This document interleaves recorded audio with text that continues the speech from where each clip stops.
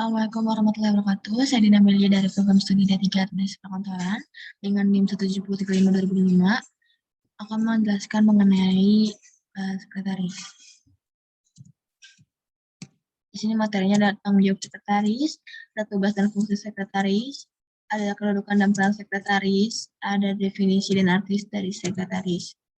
Selanjutnya itu ada materi mengenai hal yang diperhatikan dari sekretaris, makna dari kata sekretaris, ruang lingkup sekretaris, dan syarat menjadi sekretaris. Sekretaris sampai dalam perusahaan, yaitu yang pertama, kita harus tahu dulu definisinya dan arti dari sekretaris. Itu berasal dari bahasa Belanda sekretaris, bahasa Inggris itu sekretari, bahasa Latinnya itu adalah sekretum.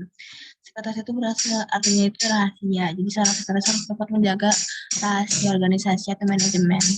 Nah, definisi dari sekretaris adalah seseorang yang membantu seseorang pemimpin atau badan pimpinan atau perusahaan untuk penyelenggaraan kegiatan administratif yang akan menunjang kegiatan manajerial seorang pemimpin atau kegiatan operasional perusahaan.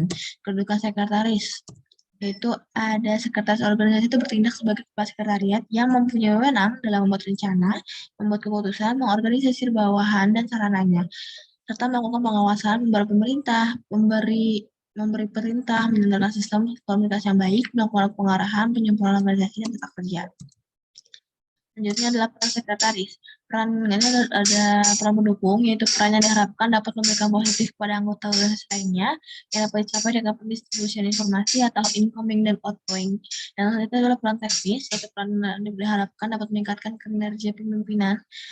Aktivitas sekretaris yang melakukan informasi per pimpinan secara jelas dan akurat akan sangat membantu dalam memfasilitasi pimpinan untuk menjalankan fungsinya dengan baik. Ada peran sekretaris strategis, itu peran yang diharapkan dapat memberikan pengaruh yang positif pada status yang membentuk performansi organisasi secara jangka panjang yang tercapai melalui kelancaran arus informasi baik dalam maupun di luar. Tugas dan fungsi sekretaris itu pertama membantu pimpinan menyiapkan agenda rapat, menyusun administrasi, mengatur daftar kegiatan perusahaan. Yang kelima itu adalah membuat surat. Dan yang kedua itu menerima dan mengirim surat, mengetik, mengoperasikan komputer, menerima tamu dan sekaligus membuat perjanjian dengan tamu untuk kepentingan pimpinan. Yang ke-9 itu menerima telepon dan menelpon untuk urusan perusahaan. Selanjutnya itu ada fungsi sekretaris, perumusan kebijakan, pedoman standarisasi, koordinasi, pembinaan dan pengembangan administrasi umum dan kepegawaian keuangan, serta evaluasi dan pelaporan.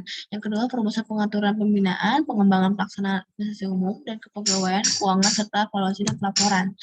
Ketiga, penyiapan data dan bahan urusan administrasi umum dan kepegawaian keuangan, serta evaluasi dan pelaporan. Fungsi sekretaris yang pertama, yang ketiga itu ada pengelolaan perusahaan administrasi umum dan kepegawaian keuangan, penyusunan program evaluasi pelaporan, pelaksanaan supervisi dan pelaporan meliputi LKIP,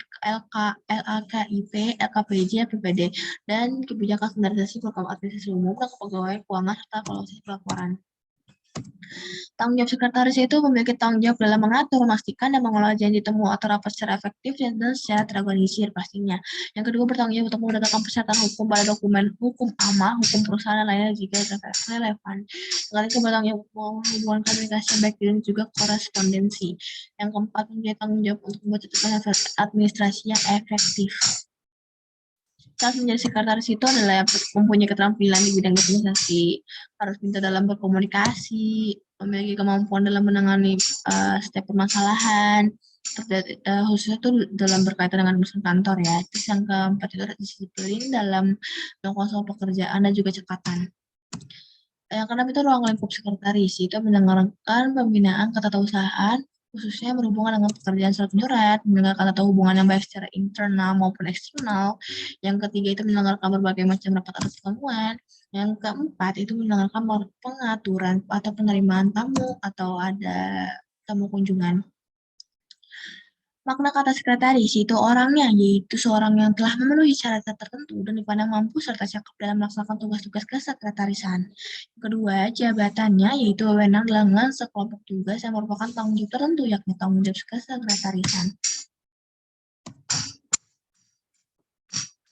Hal yang perlu diperhatikan sekretaris yaitu kurangnya keterampilan seorang sekretaris berkomunikasi secara efektif, kurangnya kemampuan seorang sekretaris dalam mencari, menginterpretasikan dan memanfaatkan informasi, tingkat berpikir yang kurang dalam mengidentifikasi masalah dan solusi, kemampuan mengembangkan skill human relation atau kemampuan hubungan manusia, Tanggung jawab dalam melaksanakan tugas dan kewajibannya sebagai sekretaris, kurangnya wawasan atau pengetahuan seorang sekretaris. Terima kasih.